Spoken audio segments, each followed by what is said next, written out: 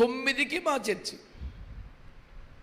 మా ఇంటి దగ్గర గొర్రెలవానిపాలెంలో మేము అద్దుకున్న కొంపలో నుంచి చర్చికి వెళ్ళడానికి బట్టే టైము 15 నిమిషాలు.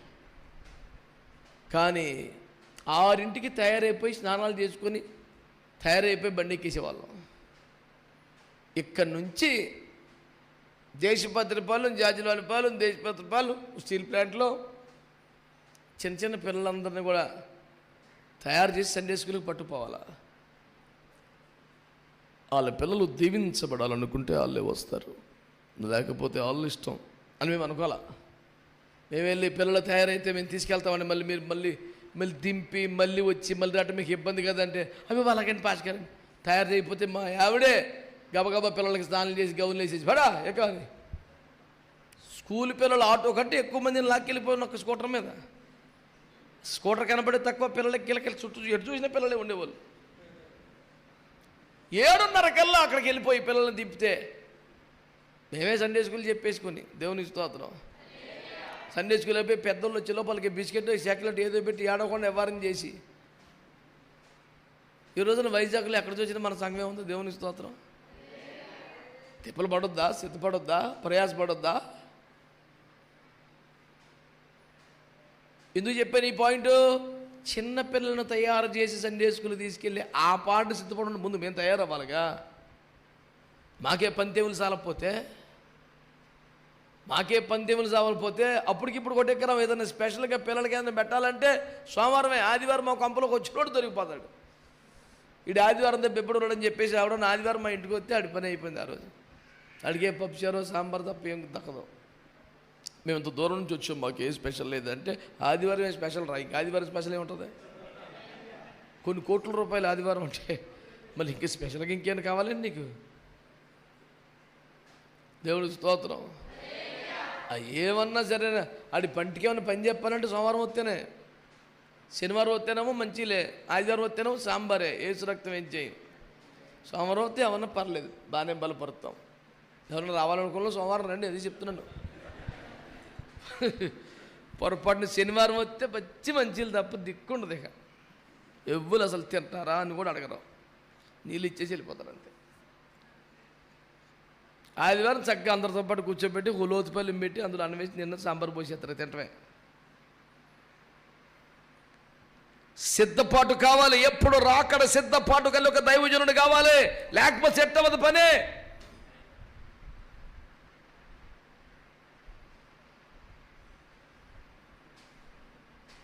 ఈ 10 ఒంటెలు అలిసిపోతున్నాయి కదా, నీళ్లు తాగుతున్నాయి కదా, ఎందుకో? ఎంపిక చేయబడిన పెండ్లి కుమార్తెకి ఇవ్వడానికి సరుకు సరంజామం మోసుకొస్తున్నాయి. ఇవన్నీ కూడా ఎవరు కావాలి మనకి? రాకడలో పెండ్లి కుమారుడైన యేసు ఎదుట నిలుచుటకు తగినంత సామ్రాగ్రి మోసి తెచ్చి మనకిచ్చేవాడు కావాలా? మనంతటా మనం అయిపోవని చెప్పేది అందుకోసం కదా నేను చెప్పేది. రెబ్కా చక్కనిదే, రెబ్కా యోగ్యురాలే, రెబ్కా భారం కలిగిందే, రెబ్కా బావిలోకి దిగిరి కడమనిన నీళ్లు తెచ్చి ఒంటెల దాకమును తెచ్చగలిగిందే. కానీ రెబ్కాకి ఇచ్చే సామాగ్రి లాభాన్ని ఇంట్లో ఉండదు, అబ్రహాం ఇంటి నుంచి రావాలి, దాన్ని తెచ్చే ఒంటెలు కావాలి. దేవునికి స్తోత్రం కలుగునుగాక. నీ ఇంట్లో నగ నట్ర సరుకు సరంజం వేసుకుంటే పనే వద్దు. అబ్రహాం ఇంటి నుంచి వచ్చిన కృప కావాలి, ఆయన మోసుకొచ్చిన వరం కావాలి, ఆయన తెచ్చిన అభిషేకం కావాలి, ఆయన ఇచ్చిన కృప కావాలి. అవి ధరించుకుంటే కది వెళ్తావు రేపొద్దున. మన ఇంటికాడ సరుకు పని చేయదు.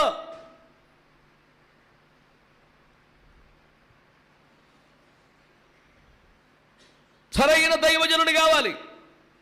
విశ్వాసులు అంటే ఎందుకులే, పాస్టర్లు కూడా అలాగే ఉన్నారు. రాకడికి సిద్ధపరిచేవాడేమో చీప్గా అంతాడు, అడవుడు చేసేవాడు కాస్ట్లీగా అంతాడు. ఆడికి వచ్చే మర్యాద వేరు, ఆ ట్రీట్మెంట్ వేరు, ఆడి గొడవ వేరు, ఆడి గోత్రం వేరు, ఆడి తిండి వేరు, అక్కడ వచ్చి సందా వేరు, ఆడికి ఇచ్చే మర్యాద వేరు. ఎందుకంటే ఆడి మిస్టర్ అడావుడి, ఆడు అడావుడి కాబట్టి ఈడు అడావుడి, ఈడు సమర్పణ కాబట్టి ఈడు సమర్పణే. యథారాజా తదా ప్రజ, అలాగే తగలబడింది ఎక్కడ చూసినాను.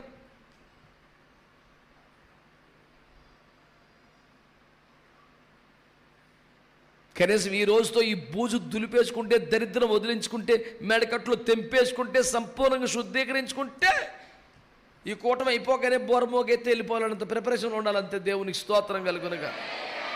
హల్లెలూయా. హల్లెలూయా. ప్రభునందు మిక్కిలి ప్రియమైన దేవుని బిడ్డలారా, సిద్ధపడేవారు మనంతట మనమే పని అవ్వదు. అది అర్థం చేసుకోండి. రెబ్కమ్మకి ఇంట్లో ఎంత సరుకు, మా దగ్గర విశాల పడి స్థలం ఉంది, గడ్డి ఉన్నది, మేత ఉన్నది, నీకు చోటు ఉంది, ఒంటలికి చోటు ఉంది, అందరూ వచ్చేయమని చెప్పి ఇంత ఇంట్లో కూడా సరుకు పని చేయదు. ఆయన తెచ్చిన సరుకు కావాలా అని అర్థం అవుతుందంటారా? నీవెంత మంచి లక్షణాలు కలిగి ఉన్నా నీ దైవజనుడు సంఘ కాపరి దేవుని ఆత్మ చేత నింపబడి పరిశుద్ధాత్మ వరములను తెచ్చి నీకు ఇచ్చే ఆ ఏర్పాటు ఉండాలి, ఆ భారం ఉండాలి, ఆ వ్యవహారం ఉండాలా. దేవునికి స్తోత్రం. పౌలయ్య గారు ఏమంటాడు? ఈసారి మీ వద్దకు వచ్చినప్పుడు ఏదైనా ఒక కృపావరం ఇచ్చదు. ఎంత సింపుల్గా చెప్పాడు. కాకుండా వెళ్తాను, వస్తా ఏదైనా కొనుక్కొస్తానని చెప్పిన సులువుగా చెప్పాడు.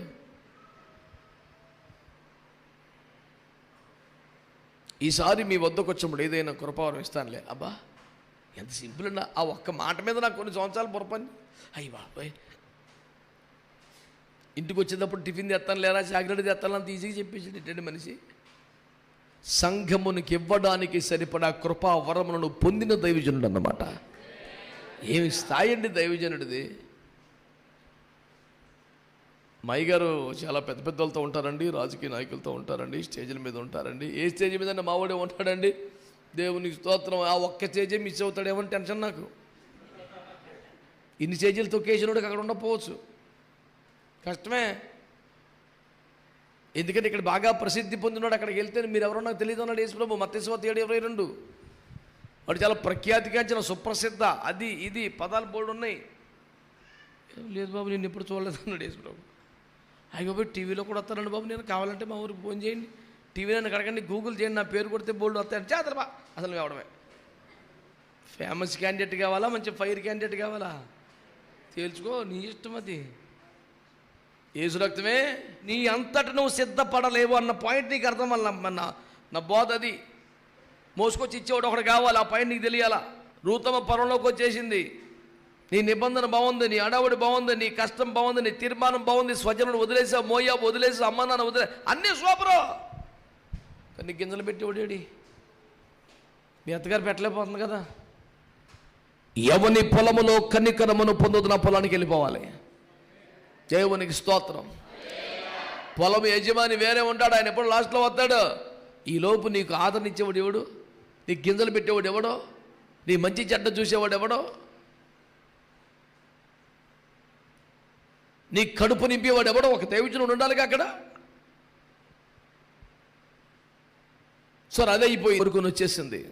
స్వజనమును విడిచిపెట్టేసింది, అతతో నిబంధన చేసింది, పొలములో అడుగు పెట్టింది. మొదలుకొని కొద్ది వారినే కానీ గొప్పవారిని కానీ వెంబడించకుండా, వంచిన తల ఎత్తకుండా పరిగేరుకుంటుంది. ఆమె మునుపటి ప్రవర్తన కంటే ఇప్పటి ప్రవర్తన ఇంకా మించిపోయింది. ఈ రిపోర్టు సంఘ కాపరి మన గురించి చెప్పాలా అక్కర్లేదా? మాట్లాడరే. ఆమె చాలా సంఘంలో కీలకమైన ముఖ్యమైన ఐకాన్ని చూసుకున్నది మేమే. ఎప్పుడైనా జత బట్టలు పెట్టినా, ముద్ద అన్నం పెట్టినా సంఘంలో మేమే. ఫస్ట్ నుంచి మీ వాళ్ళ కొంతమంది వచ్చారులేడు, అసలు మేము.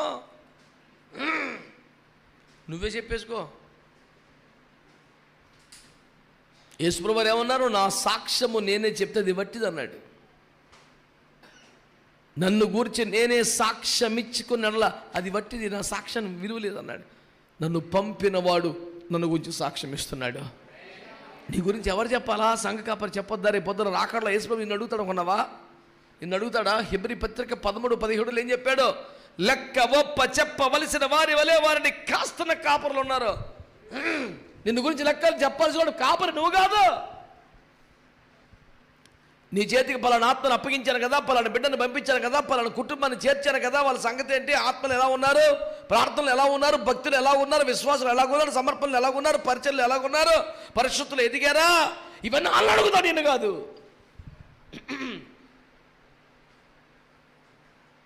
ఇవన్నీ అడిగేది వాళ్ళనే, నిన్ను కాదు. ఆ రోజు రూతమ్మ మీద కృప వచ్చిందంటే దేన్ని బట్టి వచ్చింది? బిడ్డ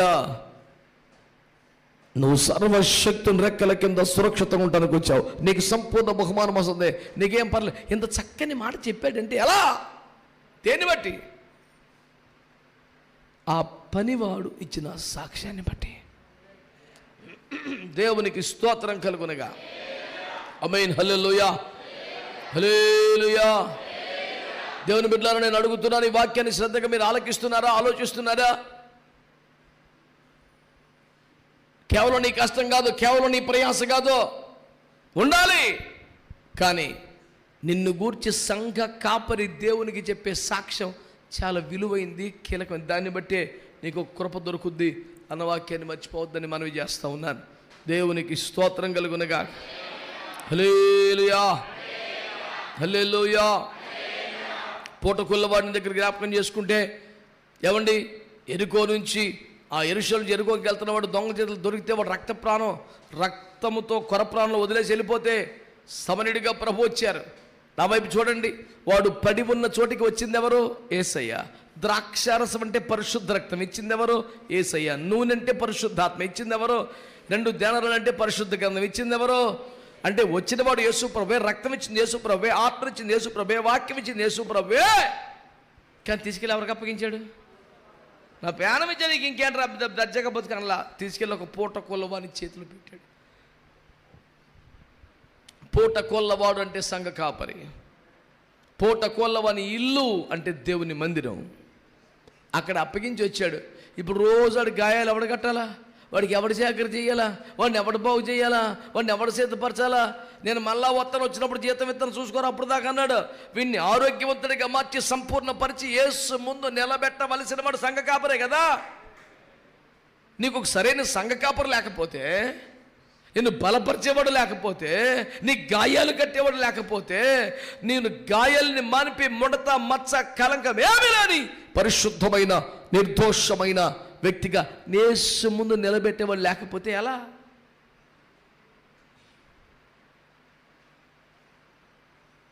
దీని మూలముగా తేలుతున్న ఫలితార్థం ఏమిటంటే, ఒక వ్యక్తి ఎంత ఆసక్తి కలిగిన వాడైనా మంచివాడైనా తనంతట తానుగా రాకడకు సిద్ధపడలేడు.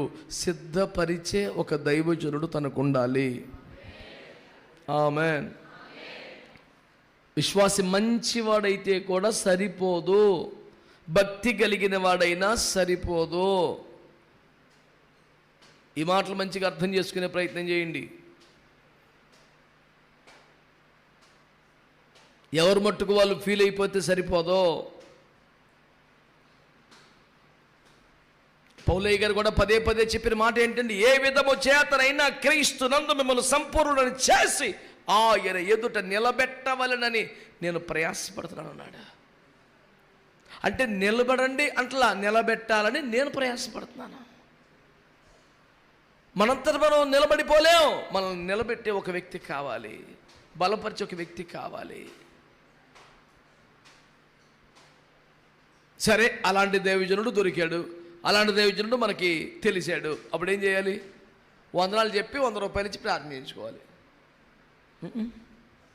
నీ దైవజనుడు అలాంటి కనుకైతే ఆమె అనండి గట్టిగా.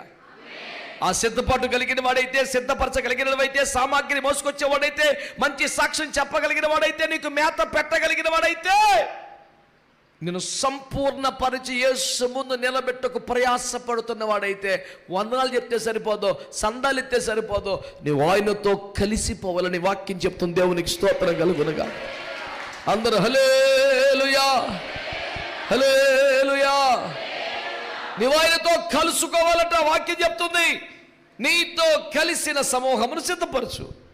అంటే దైవజనుడితో నువ్వు సరిగ్గా కలవకపోతే, ఏకీభవించకపోతే, ఐక్యపడకపోతే, సమాధానపడకపోతే, ఏకాత్మత ఉండకపోతే, కలిసి పని చేయకపోతే, అప్పగించుకోకపోతే, ఎంత గొప్ప సేవకుడైతే కూడా నిన్ను రాకడికి సిద్ధపరచలేడు.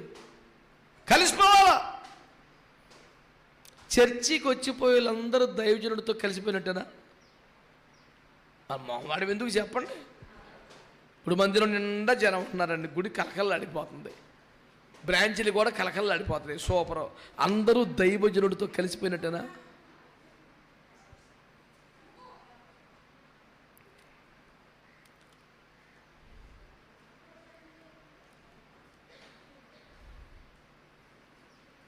దేవునికి స్తోత్రం చెప్పండి. హల్లెలూయా. చెప్పారా అందరూ మంచిగా? హల్లెలూయా. కలిసిపోవాలి అనండి. ఎవరితో? ఏ దైవజనుడితో? ఎవరైతే రాజకీయ పార్టీలో కొంచెం టచ్లో ఉంటాడో, ఎవరైతే కొంచెం సమాజ తోటలో మనకి 6x3 గొయ్యితో పెడతాడో. ఎంత దరిద్రం రా ఈ పనికి మళ్ళీ పని. గాజువాక అవతల నుంచి ఆటోలు వేసుకుని వస్తారు ప్రార్థన మందిరానికి, మన సంఘానికి. బోళ్ళు దూరం, అది బోళ్ళు డబ్బులు అవుతాయి, అయినా వస్తారా? 15 మంది ఆటో కిక్కిరిసిపోయి వస్తుంటే గాజువాక సెంటర్లో పాస్ గారు ఆపేసాడంటే మా వాళ్ళని. ఇంత పెద్ద అయ్యారు, మన బండి ఆపేయడం, అందరూ ఆపేసి 100 అయ్యారు 100 అయ్యారు అంటే ఏడకి వెళ్తున్నారు మీరు వాళ్ళ సంఘానికి? ఎందుకురా? చచ్చిపోతే ఏడపాతి పెడతాడు మీ జఫనే శాస్త్రి. మీ సంఘానికి సమాధుల తోట ఉందా? దిక్కులేని సవాలు అయిపోయి కేజీహెచ్లో మార్చులో పడి చేస్తారు మీరు. ఏడపాతి పెడతాడు మిమ్మల్ని. మీ సంఘానికి సమాధుల తోట ఉందా అని మనోళ్ళ మీద రోడ్డు మీద ఉదయం 8:30కి కలబడిపోతున్నాడంట వీరావేశంతో. వీళ్ళందరూ బెక్స్ చచ్చిపోయి, అయ్యి బాబు తిట్టి పెద్ద అయ్యారు కదా ఇలాగ తిట్టేస్తున్నాడు ఏంటారు బాబు అని చెప్పి కాబట్టి అందులో ఒకడు కొంచెం ఉంటాడు కదా, ఎవడొకడు కొంచెం చురుకైనడు ఒకడు ఉన్నాడు. ఆడన్నాడంట, అయ్యా మీరు నిజమేనయ్యా, మీరు చెప్పింది చచ్చిపోతే ఎక్కడ పాతి పెడతాడంది, ఇప్పుడు మాకు సమస్యే, మాకు సమాధుల తోట లేదు మా సంఘానికి, మా సేవ ఏమైపోతుందో తెలియదు కానీ మా ఆత్మలు మాత్రం దేవుడి ముందు నుంచో పెడతాడు మా వాడు అన్నాడు. ఈయనకి మాటలు నేర్చావు బాగా. నువ్వు సంఘ కాపరి అంటే ఒక తోటకొని గోతులు తవ్వి సమాధులన్నీ పెట్లు తయారు చేసిన ఎవడు చచ్చిపోతాడో పాతి పెడతాడు. నువ్వు ఎవడెవరో నువ్వు అసలు బయలుదేరావు మా పేరం తెస్తాకే. ఎవడెవడు చచ్చిపోతే పాతి పెడతాను ప్రిపేర్ అయ్యి కూర్చోరా, నీ సిద్ధపాటు మండిపోను. నీ సంఘానికి వచ్చిన కంచి బ్యాంక్ ఎప్పుడు పాతి పెడతావో తెలియదు. శవాల పెట్లు తయారు చేసుకుని వచ్చి ప్రార్థన చేయమన్నాడు. ఏం చేయాలి అడిగి? ప్రభుడి వ్యాపారం బాగుండాలని చేయొచ్చా ప్రార్థన? అది చేసే వ్యాపారం ఏంటి? శవాల పెట్లు చేస్తున్నాడు. ఇప్పుడు రోజుకి 2-3 చచ్చిపోవాలని ప్రార్థన చేయాలా? ప్రభా ఈ వ్యాపారం నాశనం అయిపోయి వీడికి ఏదైనా మంచి ఉపాధి నాయనా అనే ప్రార్థన చేయాలి. అయ్యగారు కొంచెం మంచి బేరాలు వచ్చాను ప్రార్థన చేయమంటే ఇది ఎక్కడ కూడా రా.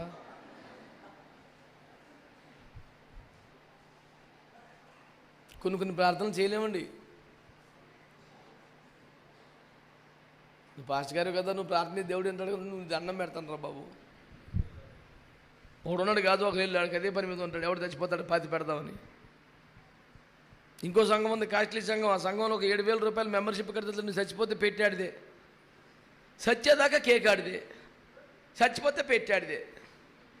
ఒక్క 7,000 కట్టు చాలు, వచ్చే భూమిది LIC కూడా స్కీమ్ మండిపోను. ఒక్కసారి 7,000 కడితే నువ్వు ప్రతి సంవత్సరం నీ పుట్టినరోజు కేక్ ఇంటికి వచ్చేసి చచ్చిపోతే పెట్టి వచ్చేస్తుంది. చచ్చేదాకా కేకు, చచ్చాక పెట్టి. ఎవరు అలాంటి బ్యాచ్లో కలిసిపోండి, నా ఇంట్రెస్ట్ ఉన్నాడు. కేకులు తిని చచ్చిపోతే పెట్టెత్తిపోతాడు. ఇంకా కేకులు కొనని డబ్బులు పోతున్న కేకులు పెట్టేసాడు వ్యాపారం. అది కూడా రోజు బేరం తగులుతుంది. మరి గిన్నె అనుకుంటాడు. ఓ బ్యాచ్ని తయారు చేశాను కేకులు, నువ్వు చేశారు కేకులు.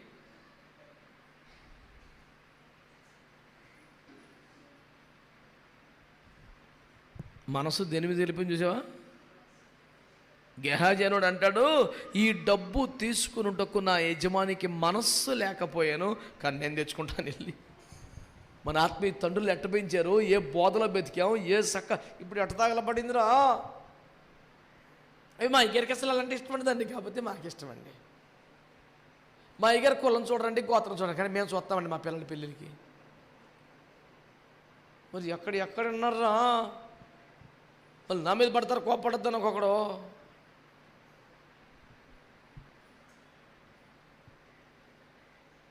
దైవజనుడిని కలిసి వందనాలు చెప్పామనుకోండి, దైవజనుడితో కలిసిపోయినట్టనా? మరి అది చెప్పుకోండి. చర్చికి వచ్చి వెళ్ళిపోవటం కాదు, మీతో కలిసిన సమూహాన్ని సిద్ధపరచమన్నాడు దేవుడు. నువ్వు సరిగ్గా కలిసిపోతేనే కదా దైవజనుడితో నీకేమన్నా సిద్ధపరిచే పరిస్థితి వస్తుంది. సగం పాటలు అయిపోయి కొత్తావు, ఆమెను చెప్పగానే అందరికన్నా ముందు పారిపోతావు. నువ్వు ఎక్కడికి వెళ్ళావు? మళ్ళీ దానికి ఒక పోజు. ఏంటో పోజు? వచ్చామా వీళ్ళ నాన్నని ఊసులు ఆడుకుంటా కబుర్లు చెప్పుకుంటా కూర్చోమండి. మేము మందిరానికి రావటం వెళ్ళిపోవటమేనండి. అంటే మేము చాలా బీభత్సంగా బతుకుతున్నామన్న కలరెత్తాడు అందులోడు. అసలు మ్యాటర్ ఏంటంటే వాడికి ఎక్కువసేపు మందిలో గప్ప ఇష్టం ఉండదు, టీవీ దగ్గరే ఇష్టాడికి. సెంట్రల్లో కూర్చొని నాన్న కబుర్లు వింటాం ఇష్టం వాడికి.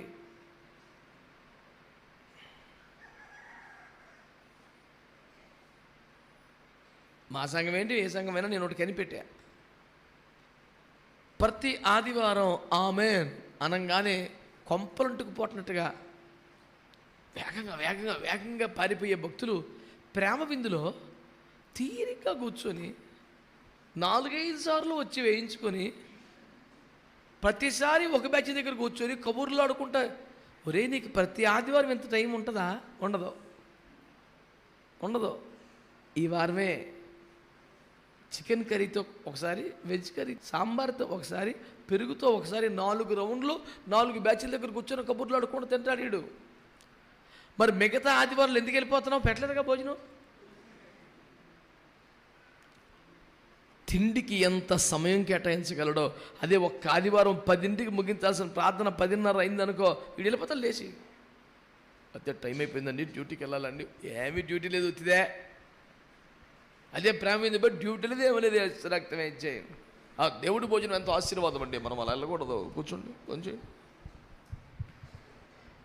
మేము కూడా ఉంచుతాం, ఎందుకంటే ఆడు లేకపోతే తరగదు, ఆడే మెయిన్. కొండ కదలాలంటే ఆడు ఉండాలి. అట్టంటూ కోప్పడి పంపించేసామనుకో మనం పంచలేక సావాలి. ఆడేనయ్యం మనకు పని తగ్గిస్తాడు చివరిలో. మనం పెద్దగా కడిగే పని ఉండదు, ఊడి చేస్తాడు ఆడే. ఎవడైనా తిండిబట్లుంటే మారు మనసు పొందండి, దేవునికి స్తోత్రం కలుగునగా. దేవుడు భోజనం పోయారని, ఆశీర్వాద భోజనం అని, పుణ్యమని ఏదో వంక పెట్టుకొని తెగ తినేత్తంగా దేశ రక్తం ఏం చేయం. నేను చెప్పేది ఎక్కడ కాదు, ఇంటికాడైనా సరే ఒక పూట 3 కూరలు ఎందుకురా? నీ పనికి మళ్ళీ కడుపు మధ్యప్రదేశ్ నాశనం అయిపోతుంది ఒక్కొడికిని. 3 కూరలు ఎందుకు ఒక్కరోజు? ఒక్క కూర చాలదా నీ పేనానికి? డబ్బులు ఉన్నాయి కాబట్టి తినేస్తావా? అరుగుతుంది కాబట్టి తినేస్తావా? మరే నీ సిద్ధపాటు. దేవునికి స్తోత్రం కలుగునగా. హల్లెలూయా. కలిసిపోతున్నావా లేదా వచ్చిపోతున్నావా? కలిసిపోవడం అంటే కలిసి వందనాలు చెప్పి వెళ్ళిపోవడమా? దేవునికి స్తోత్రం. ఏమంటుంది వాక్యం? నీతో కలిసిన సమూహాన్ని సిద్ధపరచు. ఆమేన్ అనండి. ఆమేన్. నీతో కలిసిన సమూహాన్ని సిద్ధపరచమని వాక్యం చెప్తుంది. దైవజనుడితో కలిసిపోయినోడికే రాకడ సిద్ధపాటు వస్తుంది. ప్రభుకు స్తోత్రం అనండి. కలిసిపోవడం అంటే ఏంటో 2 మాటలు చెప్తా. కలిసిపోవడం అంటే ఏంటి? ఇప్పుడు రూతమ్మ గారి గురించి చెప్పుకున్నాం కాబట్టి, రూతమ్మ గారు ఎలా కలిసిపోయారు? అమ్మా నీకు మళ్ళీ నాన్నగారి దగ్గరికి వెళ్ళిపో, ఆయన ఏదో దారి చూపిస్తాడు, నేను ఎక్కడికి వెళ్తానో ఎలా బతుకుతానో నాకే అర్థం కావట్లేదు, ఎందుకు బిడ్డ అని చెప్పింది. అప్పుడు రూతమ్మ ఏమనింది? అదేటమ్మా నీ దేవుడు నా దేవుడు అయిపోయాక మళ్ళీ నీ జనమే నా జనం కదా, నాకు సపరేట్ జనం ఎందుకుంటారమ్మా అనింది. ఇప్పుడు దమ్మున్న కైసోడు ఒక్కడు చెప్పండి ఆ బాబుతోడు, నీ దేవుడే నా దేవుడు అనగలరా? ఖచ్చితంగా అంటారు.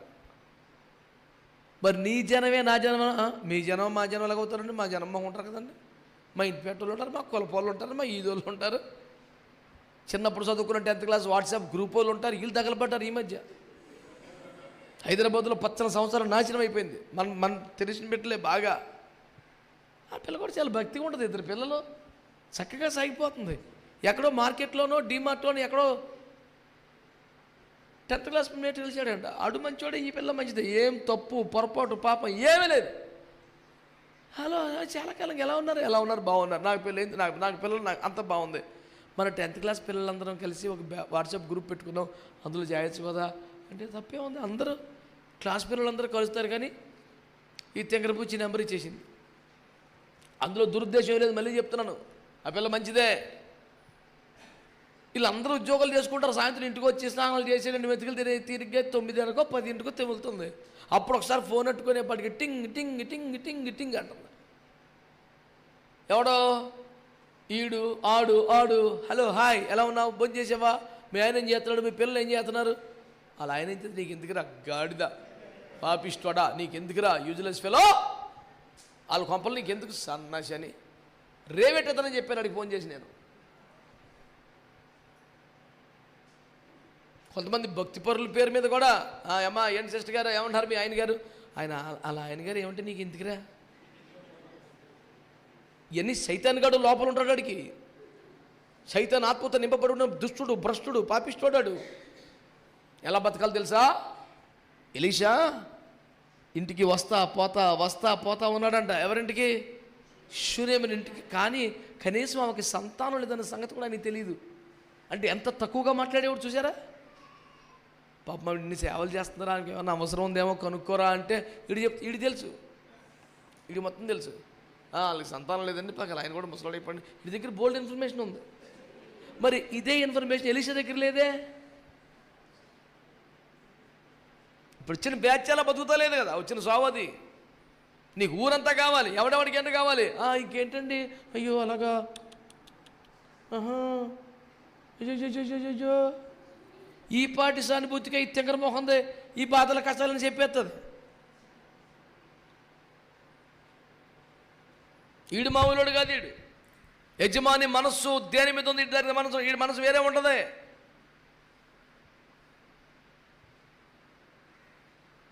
అనవసరం సోదొద్దో. ఏదైనా తోటలో జరిగింది అదే. మీ తండ్రి గారు దీన్ని తినొద్దన్నారా, ఇది నిజమా అంటే నిజమో అబద్ధమో కానీ అసలు నువ్వు ఎవడవరా అక్కడి నుంచో కేకెత్తలని మా ఆయన అనాలి కదా. అనలేదు. అవునండి నిజమేనండి, తింటే మించి చచ్చిపోతామండి. అంత అవసరమా వాడు ఎవడో అసలు? నువ్వు కట్ చేసి పడితే తగులేకపోయిన రక్తం ఏం చేయం. తిరిగి కబుర్లు ఆడుతున్నావు వాట్సాప్ గ్రూపు నువ్వు